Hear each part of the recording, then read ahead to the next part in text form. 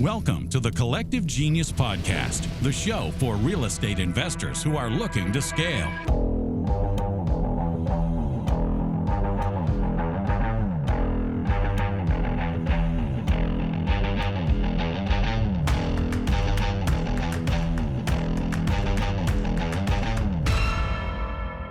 Welcome into the Collective Genius Podcast, a podcast for real estate investors that want to grow and scale their businesses and beyond. I'm adding that today because our guest is someone, when I think about the type of member that isn't in this group just for business, this next guest, who happens to be, as the time of this recording, happens to be his birthday. Happy birthday to Mr. Paul Myers. Welcome in. Thank you. Thank you. 41 today, the big 4-1. 41. Well, you're only, what's today? You're 12 days behind my birthday, so February's a good month. And I'm a few years ahead of you, but you are an old soul, my friend. Oh, well, thanks, man. Thank you for having me on. I'm super pumped to spend time with you. You're a wonderful person, so it's always a honor, and I'm looking forward to always spending time with you. Likewise, my friend. You are somebody that, from the very first time that I talked to you, I could tell you're a different type of entrepreneur. You're looking for, you need all the details, and you want to make sure it's the right fit in general for you. And I love that about you. You ask very good questions. You're somebody that is an avid listener to this pod because you want to know and educate yourself as much as possible about the members that are within this group, how you could potentially help them, connect with them. So this is, I was looking forward to this. Didn't know it was your birthday today until earlier, but I was looking forward to this, not only because it's your birthday, but just because we always have great conversations. So let's start with this. For those that don't know you, Paul, where do you operate and what type of business structure do you run on the investing side? Yeah. I'm here in Augusta. And we started Myers House Buyers about 5 years ago. I had been kind of like you in the corporate world for 13 years with 4 different firms, predominantly in sales, predominantly using the Sandler sales training system, and started, I guess, flipping homes and realized how much I hated construction, but yet loved sales and marketing. And then just kind of got off to the races November 1st of 2020. And kind of business we have, I mean, fairly typical. We're in most of the marketing channels. The biggest one for us would be direct mail, but Google pay-per-click, SEO, agent referrals is big for us too. It's about 25% of our revenue. And then dispo, just a mixture of wholesale, installment sales agreements, wholesales, fix and flip. And that's about it. Because of where you operate, on those that are not familiar with Augusta, Georgia, you're right on the South Carolina border as well. So That's right. You do this both in Georgia and South Carolina, correct? That's right. Yeah. I mean, we're 10 minutes from the Savannah River, which splits Augusta, Georgia, and North Augusta, South Carolina. And I'd say 30 to 40% of our business is on the South Carolina side of the river, which would be North Augusta and then Aiken, South Carolina. Okay. There's a lot that I'm going to unpack there as we get deeper into your business, but I want to go back before we get too far into the weeds with your business. When did you know? You're, like me, you're a corporate person, salesperson, probably making a great living. When did you know, that I need to do real estate, and when did you know that it was going to be the full-time thing in 2020? Wow. Well, I had, by God's grace and generosity, I had bought a bunch of rentals during the recession from 2009 to 2013. Bought a lot of VA foreclosures with VA Vindy financing while I was a corporate warrior. So I was taking, Shannon and I, my wife and I, were living off half of our income and investing the other half into down payments, renovation costs, and closing costs. And you're super young, by the way. I mean, this is way ahead of where you should have been at that age. I mean, you're in your 20s doing this, right? Yeah. Graduated from Georgia go Dogs, in '07 with a degree in business management. So I was 22 at the time, got married 2 weeks later. At the age of 22, my wife was 23, and she had just finished her first year of medical school in Augusta at Medical College of Georgia. She was on her way to becoming a pediatrician 6 years later, after another 3 years of med school and then a 3-year residency. And then I did a corporate role for, again, 4 different companies. But when I was a sophomore at Georgia, my granddad had given me Rich Dad, Poor Dad. And even though he wasn't into real estate at all, he was a multimillionaire and he was a very good steward. And so I read that book as a sophomore. I'll never forget reading it, driving up to the mountains of Highlands, North Carolina, after we had just come through Seneca near Clemson. And I was like, okay, this is God calling me to the marketplace as a Christian. I don't think I need to be in youth ministry. I think I need to pursue business, because he's unearthing a passion in me, and I want to be obedient to his call. So yeah, so just as I had my corporate career, I was just buying rentals and buying rentals as much as I could, because I just knew that was probably the route to build wealth. And sure enough, it ended up working. And 13 years later, I had several handfuls of rentals that were all, you remember those days when the interest rates were, 4 and 5%? Dude. And, I was buying the VA Vindy financing. I was putting 5% down. They had no PMI, 45% debt to income ratio, no maximum number of mortgages. It was the glory days. And so I just started buying those. And then I bought a few Fannie Mae foreclosures with another government seller financing product called HomePath financing. So I bought several of those. And then I just thought, it'd be really cool for me to derive my vocational income from real estate as an industry after I'd been in corporate America for 13 years. And so I resigned from the firm that I was with, and again had some passive income from rental properties, and launched Myers House Buyers at that time. So November 1st, 2020, we launched, but I had gotten the boat close to the dock in terms of passive income. And my wife decided to retire as a pediatrician. So she's been at home now for 5 years. And then we launched Myers House Buyers. This launch, obviously you have a good amount of passive coming in by this time. I mean, we're talking 13 years later. So you've grown, that passive significantly, allows you to take this jump. What are some of those early hiccups that you might have had in entering this as a full-time endeavor, as an entrepreneur now? Oh my gosh. Yeah. The last 6 to 7 years of our corporate careers, my wife and I both earned 6-figure incomes. So we had invested a good amount of money in rentals. Man, what speed bumps do you not hit as a first-time business owner? I feel like I hit them all. Golly, I'm trying to think. Just hiring, when you're bootstrapping a company, you don't have any revenue. Right. And so you're just trying to prove proof of concept. And so you're hiring people that are taking roles that are commission only. Your pay is really low, so you're not attracting top tier talent. So you're spending a lot of time coaching and developing. So I feel like we had a lot of challenges with turnover at the dispositions manager role. And also struggling with being willing to invest in marketing. That was something I had never really done. I was always just buying REOs off the MLS, and why do you spend money on marketing?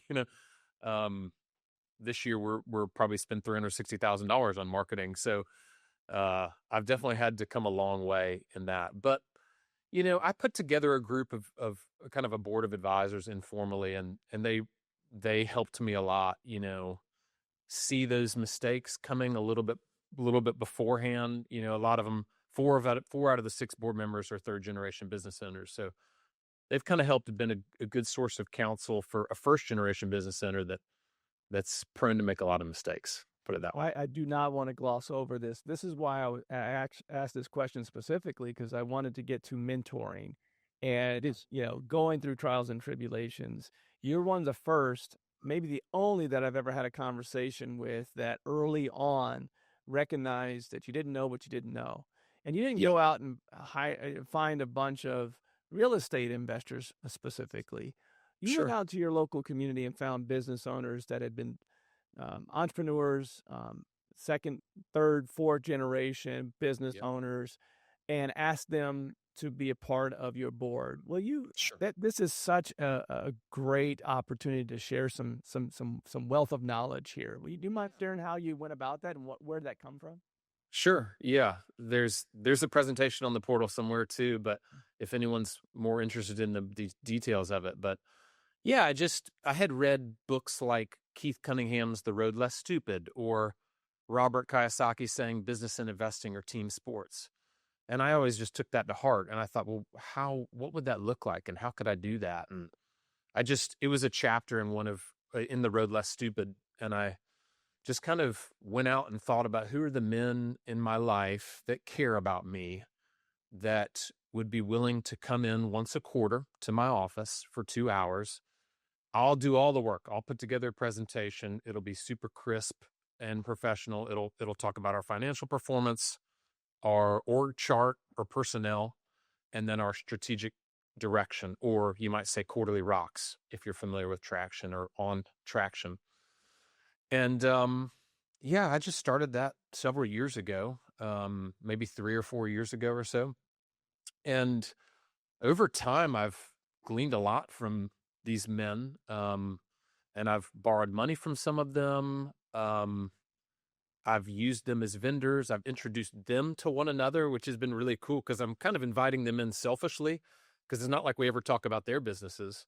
We just talk about Myers house buyers for 2 hours, but they do it out of their goodness of their heart. So it's a voluntary position once a quarter. And, they have grown from it too in ways that I really wouldn't have seen coming.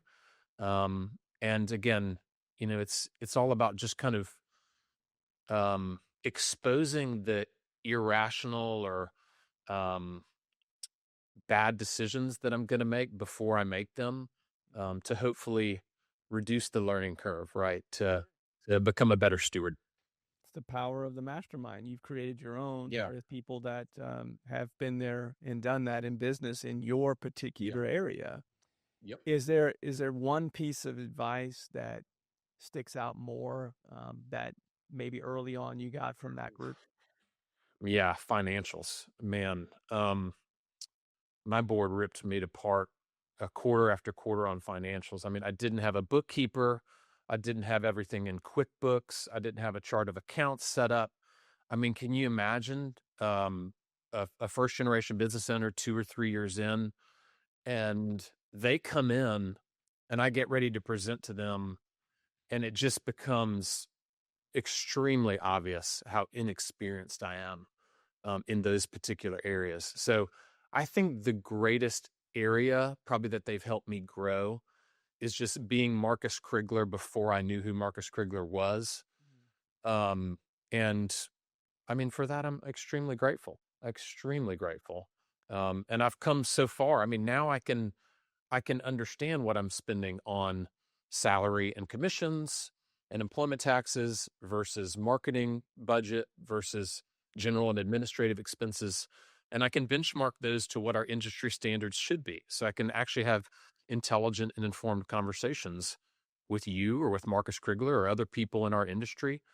So yeah, it's been, that's probably been the one completely inadequate area where I've been exposed and had to grow a lot.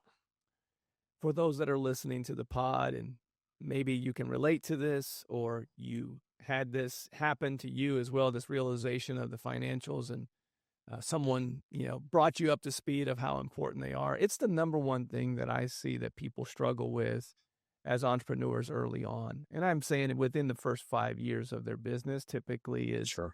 They're especially 2020, 2021, where people were making hand over fist and they had a ton going out, but they were making a ton more because of institutional buying, and the factors were just different. The market wasn't normal at that time, but it's consistently been, operations, hiring, obviously are always high, but if I had to rank what's the most important thing that people come in with that they struggle with is understanding their numbers at the highest level from a financial standpoint. It's just, it's the Right. part that will sink ships quicker than anything else, because Right. most of you have started grassroots by yourselves, maybe one other person to grow this. So you could always go back to that model and start Yeah. over. But no And one I wants think, to do that. And yeah, go ahead. Sorry, I cut you off. I was just going to say, no one wants to do that, but yet it takes them a while to figure out the best way to not go back to that is figure out your financials so you can continue Right. to invest in things like you mentioned before, marketing that was hard for you early on. Yeah. And I mean, listen, this is the root and foundation for stewardship, is understanding your numbers. And, I'm thankful that these men helped invest in me and help me get to where I could understand numbers and have a better frame of reference for percentages. And I didn't have Sharper in my life either back then. So I think it's because their businesses were not like mine. Like one guy owned the Xerox franchise for 30 years and still owns it. Another guy owns an HVAC company. Another guy owned a Sandler sales training franchise.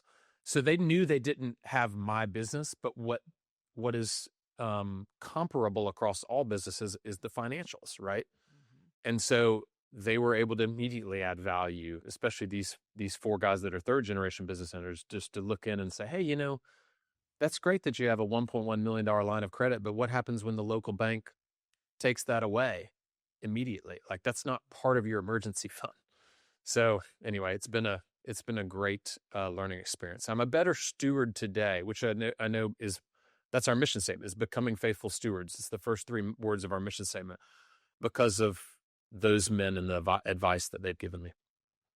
Love hearing that. That's a great share. Hope everyone takes heed to that, and hope you find some business owners in their market to give them the type of advice that you've received in your 5 years, almost 6 years now in business. Earlier, and talking about financials, and earlier we're talking about your business. Two things that you've presented on at a very high level in the Collective Genius have been ways to go about getting leads consistently without paying for them per se. Sure. One of them, agent referrals, and the other one, making sure that your Google reviews are good and plentiful. Sure. Do you mind sharing how you came about that, and the system that you have in place for both of those? Sure. Yeah. On the agent referral side, my fourth and final stop in corporate America, I worked for the largest independent brokerage in my market, which had about a 30+% market share. Is a firm called Maybaum.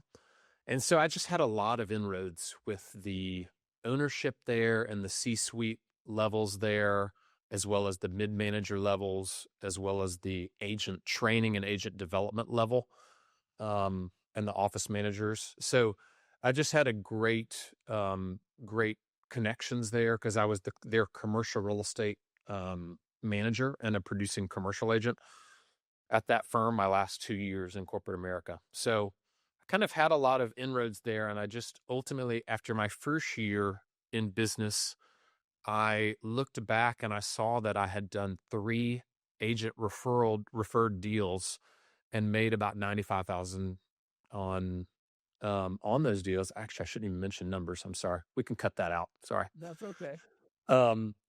And so I just thought to myself, I was like, well, I didn't even do anything to get those. Like, what if I was actually intentional, which is that's kind of how I like to live life, is like extreme intentionality. Right. And so the next year in business, call that 2022, I guess. I just started calling I exported a list from the MLS. Actually, I had a friend of mine that's a broker in charge go in, exported the list, got all the agent names and cells and emails, and then just started calling them one by one. Then I hired a home buying specialist who became almost what today we would call as a relationship manager. I don't know if that position existed back then. And he and I just sat together. We would call agents, or we would call on listings, and um, we would kind of blitz, like we would blitz an agent. What I mean by that, short for blitzkrieg, is like I would call them. If they didn't answer, I'd leave them a voicemail. Then I would text them with a JPEG image of our buy box. Then I would email them with like a welcome packet as to who we are and what we do. So then I've got a text history with them. They've got an email with my email signature and a PDF attached. I'm starting to build some credibility and bona fides. And then on top of all that, if I talk to them, I'd say, hey, I know it's easy for people to put a face to a name. Do you want me to just connect with you on Facebook or LinkedIn so you can put a face to a name? They would say yes. I'd search them on Facebook and LinkedIn, send them a friend request or an invitation to connect. Then I'm in their feed forevermore, and they're in my feed forevermore till I unfollowed them. And then if all that wasn't enough, I took their contact information, loaded it into MailChimp, or it was ActiveCampaign at the time, and then started writing a monthly newsletter and started telling deal stories and talking about Google reviews and talking about SEO, and not talking about the market and stuff because they already know all about that, but just telling them how we've helped sellers. Yep. And situations we've gotten involved in. And so that's kind of where we ended up scaling the agent relationships, is doing a monthly email newsletter. And we've gone from like a 21% readership into the high 50% readership. And we're talking, now our agent list is about 2,200 agents. So it's pretty amazing how many, the readership level we've had over time, how it's grown, and just being intentional and just trying to stay with it. It only takes me 1 hour to read. And yet last year, 25% of our revenue, I think 14 homes that we bought were strictly from agents, which was $0 in marketing spend. For those that are listening, if you just take the time to build the relationships. And then what I love about that, Paul, is if readership is going up, it's not this, I'm just going to put something out and hope people like it. You're actually thinking through it, putting information in there that is valuable to that individual. In a previous life, I was in PR and in radio and television. Mm-hmm.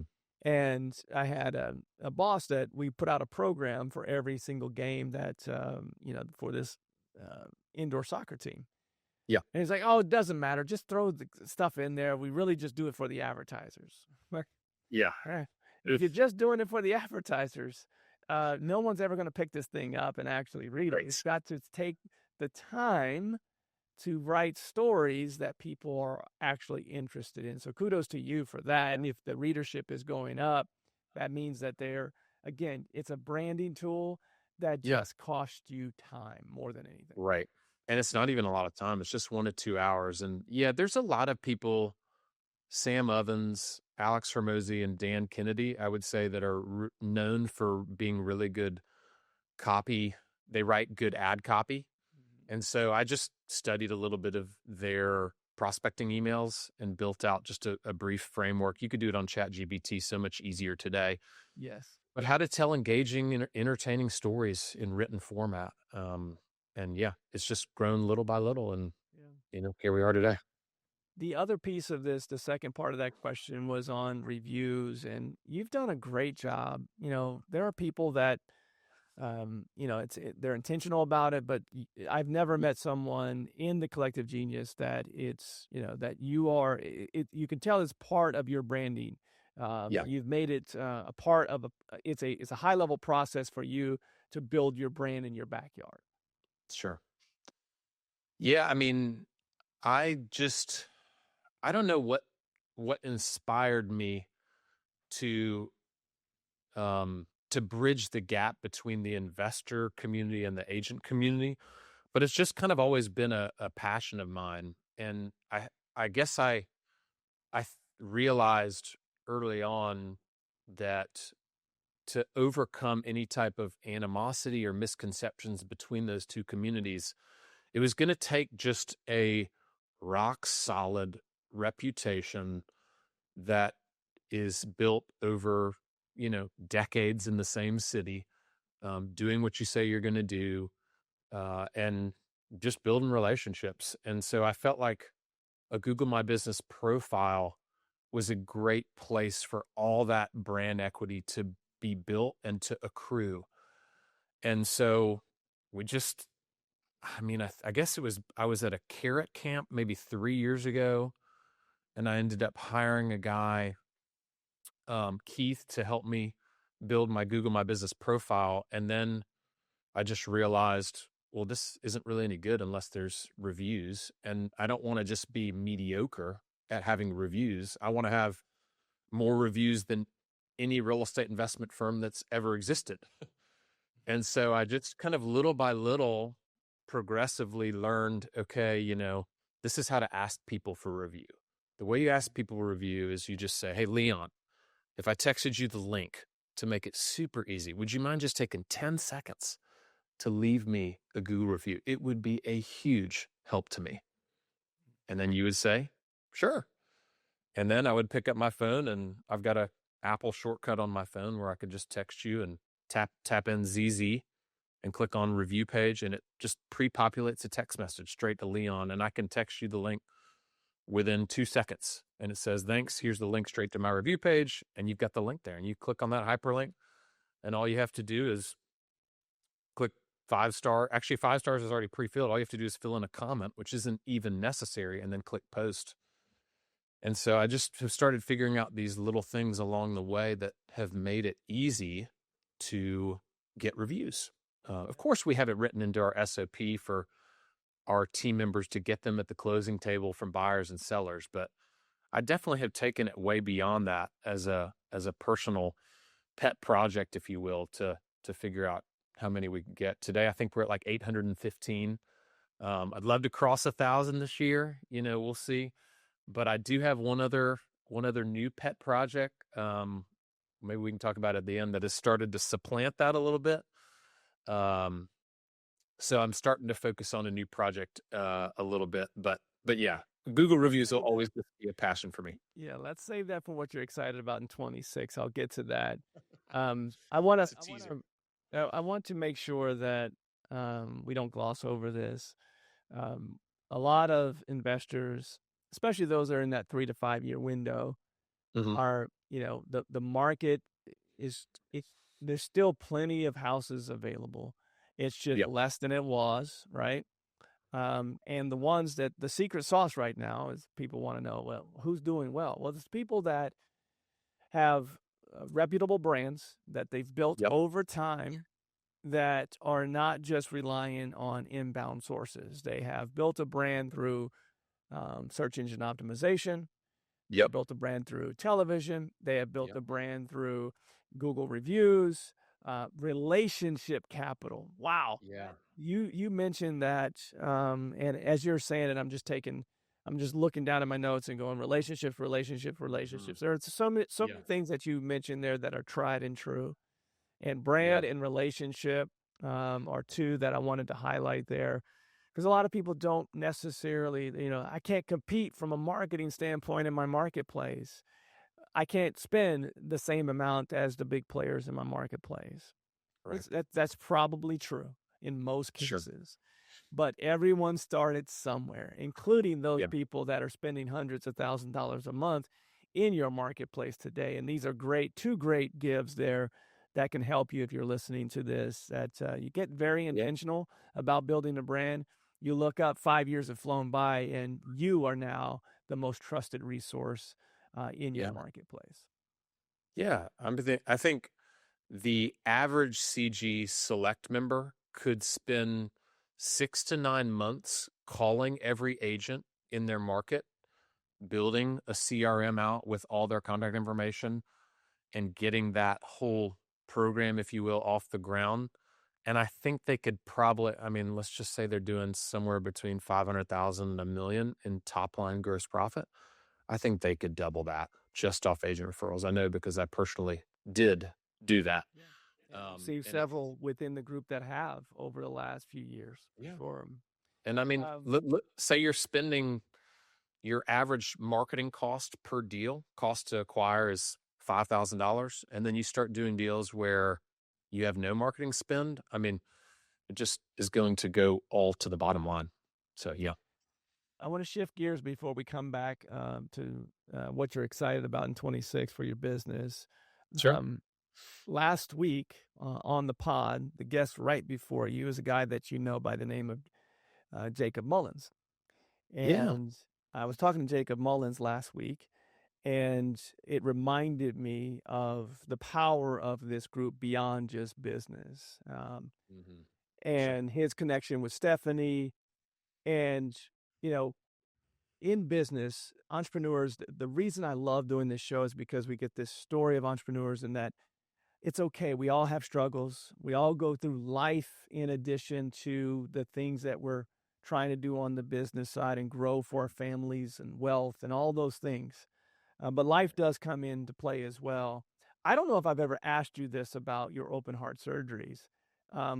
Was this during the building process of the business, or was this prior during your corporate year? Yeah. It was about the worst possible time.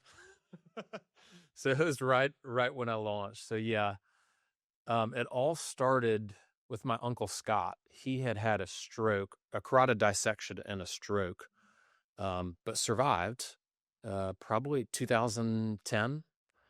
And they said, well, okay, he commissioned a familial study out of Johns Hopkins, because he lived in Baltimore, to figure out, hey, is this hereditary? So all my uncles and my older brother and me and my dad all go in to get echocardiograms, and they asked me to come back every year. So every year, 10 plus years, I go in, I get an echo, and they say, hey, the diameter of your aortic root is 4.0 centimeters. You're good to go. We'll see you in a year. And then I started Myers House Buyers November 1st of 2020. And I go in a couple months later, and the cardiologist, he comes in with the echo results, and he says, it's time for you to interview CT surgeons. Ooh. And I was like, CT? I mean, you mean like Connecticut? Like, is that where the good guys are, the specialists? And he's like, no, I'm talking cardiothoracic surgeons. You see, Paul, your aortic root has grown to 4.5 centimeters in diameter, and the large majority of CT surgeons would strongly recommend that you have open heart surgery. And at that point, just everything in the room changed, and I just felt shock. I didn't even know what this meant. You know, I've been trusting the medical things to my wife for 15 years or 13 years, I guess, at this time. And so it was hard. I mean, fast forward a year, I go in to Cleveland Clinic in Cleveland, Ohio for open heart surgery. And it's just a brutal surgery. And the week before, I mean, I'm taking my 3 kids. I've got a 5th grader, 3rd grader, a kindergartner, taking them to open house at school. They're all in the same school for the first time and last time ever. And I'm thinking to myself, like, I've just signed a medical consent to have open heart surgery, and they're telling me there's a 1 to 2% chance of death, 1 to 2% chance of a pacemaker installation, 1 to 2% chance of stroke. It's rough, and all those percentages double your second time. But just a lot of weight on me right after I'd started Myers House Buyers in November 1st of 2020, of just not knowing, you know, what does the future look like for my wife and for our kids and our family, and then go through the surgery. I'll never forget. It was August 10th, 2021. So I just started Myers House Buyers 10 months ago, and 7-hour surgery, bone saw cutting the sternum bone in half, wake up, 6 days in an intensive care unit, 6 days in a step down unit, 2 angel flights to get back to Augusta, Georgia, sleeping on a recliner in my downstairs office for a month, 2 months of cardiac rehab, and just finally recover from all that. And I'm thinking, like, okay, I've made it, God's spared my life.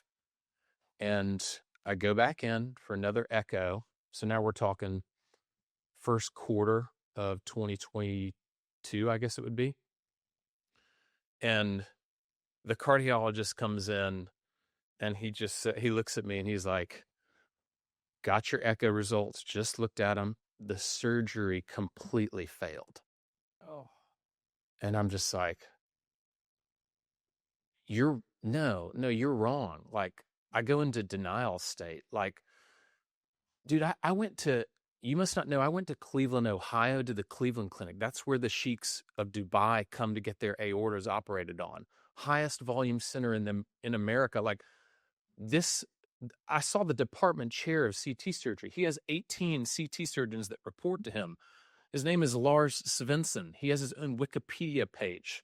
He's perfected like 5 different surgeries. He's like created them and perfected them. Like, this guy doesn't fail. And so I just walk out. I'm in denial for a couple months. And then I'll never forget, I was at church and there was this old retired CT surgeon by the name of Mike Watts. He comes over to me after the service, and he was just a very compassionate elder in my church. And he said, "Hey, Paul, how's it going?" Because he had prayed with us in our house for the first surgery and been a great source of advice to my wife and to me, and just a compassionate man. And I say, Mike, it's not looking good. Like, they said the surgery failed, but I don't believe them. I don't know what to think. I can't imagine going through it again. And he basically looks at me very matter-of-factly, and he's like, "Paul, the surgery failed. You still got severe leakage into your left ventricle, and even your left ventricle has grown by 40%. You just need to get another open heart surgery and get a mechanical valve put in." And I was just like, I just broke down. Like, I just collapsed in between the pews, like hit the ground like a sack of flour, just no bounce, and started weeping uncontrollably, and really entered into what I would say was just the first time I've ever been truly depressed. Asking those questions you would ask, like, has God abandoned me? Like, was there a lesson that I didn't learn from the first surgery? Like, why would a loving God make me go through this again? And it was the hardest thing I've ever been through. The first surgery tested me physically, but the second surgery really tested my faith. And what really got me through was just not understanding God's sovereignty, because I've been a Reformed Presbyterian, and I know God is sovereign. I know He's in control of all things, but it was ultimately trusting in His love as a Heavenly Father, and believing He had my best interests at heart as His Son, and Him being my Father. And then, fast forward a couple more months, I have to get in a car and drive to Emory in Atlanta, second open heart surgery, get the mechanical valve, more time in the intensive care unit, more time in a step-down unit, another month in a recliner at my house, and then another few months in cardiac rehab, just trying to regain your strength. And then on this side of it, now my valve is clicking in my chest right now. I take my baby aspirin and my Coumadin every night as a blood thinner to make sure that the blood gets through my valve. And I'm now in full health, playing pickleball this morning for an hour at full speed. And all I can say is praise God for sparing my life twice. I appreciate you sharing that. I asked you to share that because I know that a lot of people listening to this go through hard times. And if you can start a business while going through what seems like, all right, we're good, we got through this, and then have to go through that again and build the business to what you have, there's it's a great testimony to share for those that are going through some hard times. You're worried about much bigger things as you're trying to grow a business than most people are. So I really do appreciate you sharing that. And that came full circle with Jacob. I intrigued Yeah. with Jacob, like, Right. you know, with him being in this group and Yeah. Stephanie Betters knowing your situation, That's right. connected the two of you, and Yeah. another father with a lot of kids and young. Uh, Yeah. and I don't know if he gets that surgery Yeah. without you and Stephanie being in his life. He was in Yeah. denial as well. Yeah. And if you don't get it, I mean, those are the stories you hear when someone, a valve, aortic aneurysm occurs and the aorta explodes and you're dead. So yeah, now it's just a part of my testimony, right? As you would think. Now it's become a area where I didn't know why God, clearly I did not know why God had me go through all this, but in his kindness, he slowly reveals why we go through the things he allows us to go through. And sure, Jacob Mullins, and Stephanie connecting me to him and being able to listen to him and answer questions and pray together, pray with someone, pray for someone. I've had the opportunity to go to hospitals. I've had the opportunity to go to different people's businesses, and pray with them, pray for them, build relationships, and just serve in that way. So, that's at least one way that God's redeeming the challenges I went through, is allowing me to be a source of encouragement and counsel and prayer for those who are going to go through what I went through. And unfortunately, I went through it twice. So I may be a touch more qualified than the average person to talk through it. Well, I can tell you this, having first met you, I didn't know about it until your wife mentioned it to me at dinner one night. Yeah. But you would never know, Sure. your ability to go out and play pickleball, running, all the things that you're very active. You Yep. would have never known. In most people that meet you, unless they know your story, would have never known that. I Are you love. saying that because I look like I'm in shape so much? Yes. That's well, I mean, you're a really good pickleball player, and you look like you're, in good health, and you would never know that. What I love is that, I also believe that you were a focused person before that, but probably, Yeah. if I were a betting man, I would say you're a lot more laser focused than than you were before that. Yeah. Yeah. And, it's certainly, I'll be forever indebted to my wife for helping me navigate all that. And she was the real trooper. Cause she had to put up with me, and golly, not to mention, I didn't even mention we had a fourth child in between those two open heart surgeries. So, you can imagine how incapacitated I was after the second surgery. And meanwhile, she's got a newborn, our fourth child. So, yeah, very grateful for her too. Appreciate I'm you glad you sharing had a chance that. to meet her too. Me too. Me too. The best partnerships that we'll ever have in business is our spouse at home that understands what it takes to grow a business, even Yeah. growing a business while you have health issues as well. I mean, this is again, I want to thank you for sharing that, because I know Sure. that testimony will help a lot of people, that just from Yeah. perspective of, maybe they're struggling on some things in their business, but Yeah.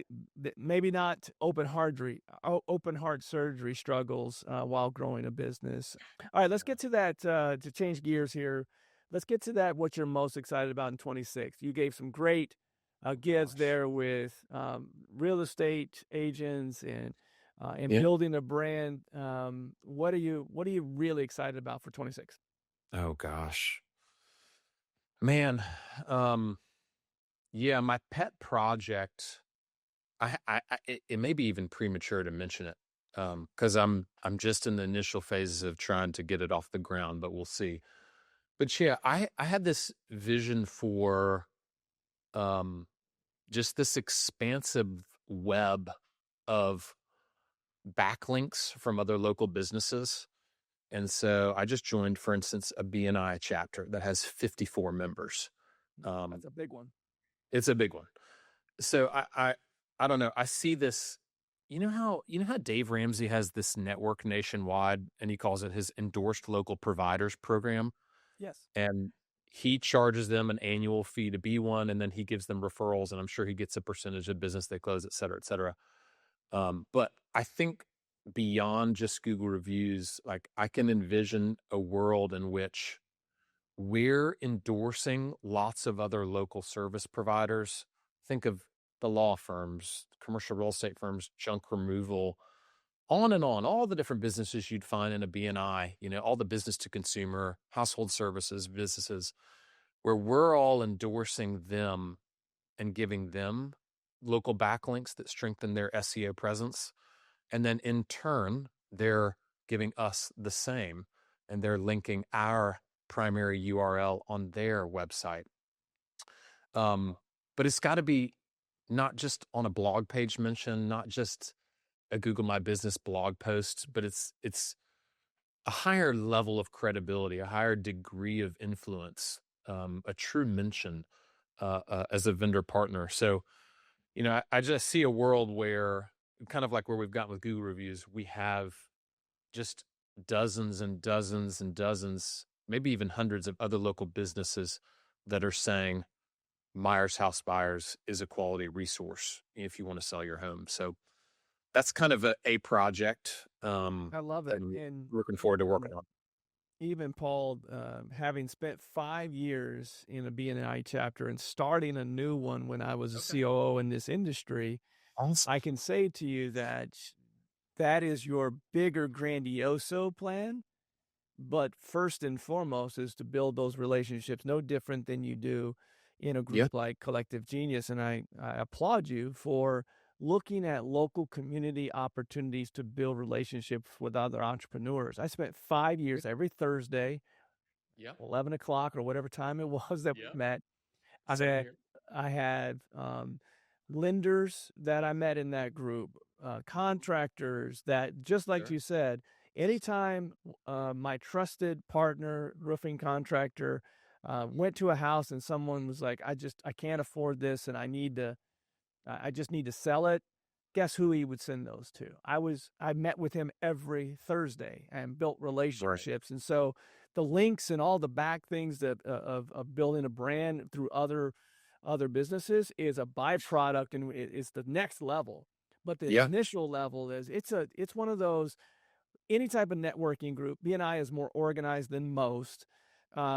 Those type of groups, when you sit down with someone every single week, with a group at 54, it's going to take you some time to infiltrate the entire group. We always had about 25 to 30 in our particular group, but we had chapters in a town of 500,000. So we got 6. Yeah, it's a lot. But there's some great relationships to be had in there. And they're all in your backyard. And most people, and I'm sure you've seen this, and this will speak to everyone that hasn't looked at this as an opportunity.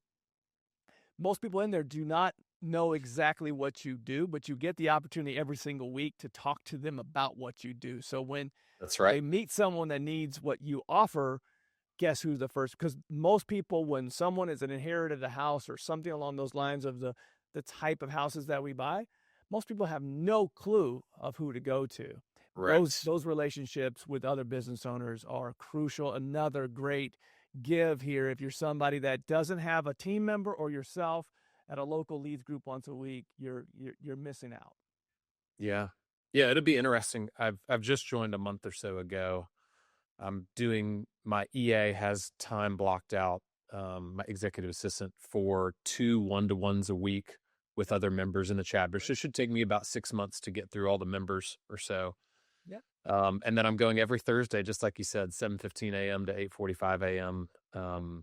To the group. And you have the 30-second pitch, and I'm always changing mine up. So it's been a great, I know what BNI and Rotary and all these things are. I've been a part of them in former careers. But I have a specific vision for it now beyond just the traditional BNI, which is the backlink piece, which I think could be very instrumental in maintaining, just a presence on all the AI platforms and also search engines. One additional thing there for you, that as you just started, if you don't have in a group of that big, If they don't have it, you should bring it to the table. Create subgroups. Do they have subgroups within the group? No. Mm-mm. So when you have a group that big, you can create like a real estate subgroup that you guys together come together at least once a month, 5 to 7 of you, like real estate services, real estate. Sure. You, an agent, roofing contractor, siding contractor, HVAC. Those are great opportunities to get you all together about how you can share leads. Yeah. Yeah. That's a great idea. I love that. Yeah, sometimes they'll do like banking, lending, but you can create Professional services. groups and bring it in professional services. Exactly, you could bring that to their attention. Yeah, I'll probably do that. There are 6 chapters in our city, and this is the largest by far. So yeah, I'm really looking forward to getting involved. I'm going to visit the other 5 chapters over the next couple months. And I just I'm an extroverted person. I like networking. So for me, it's something I really look forward to. And yeah, we'll see. I'm sure there are a million things that'll come from it. I've already done 15 referrals in 4 weeks that I've given. I haven't received any yet. There's plenty of time for that. It's very easy to refer, so you become liked very quickly in a group like that. Yeah.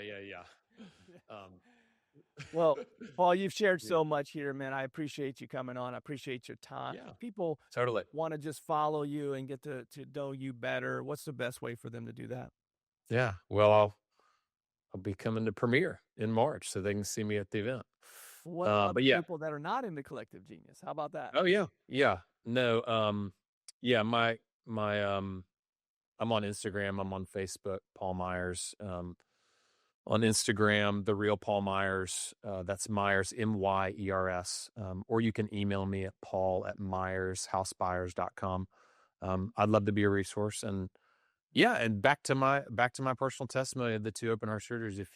If you are someone that's going through that, like Jacob, or have a friend or family member that is going through that or has it on the horizon, I'd love to be a resource and answer questions, listen, pray, and help in that respect, because it's a challenging thing. So yeah, I'm here and would love to serve in that way. It would be my honor and privilege.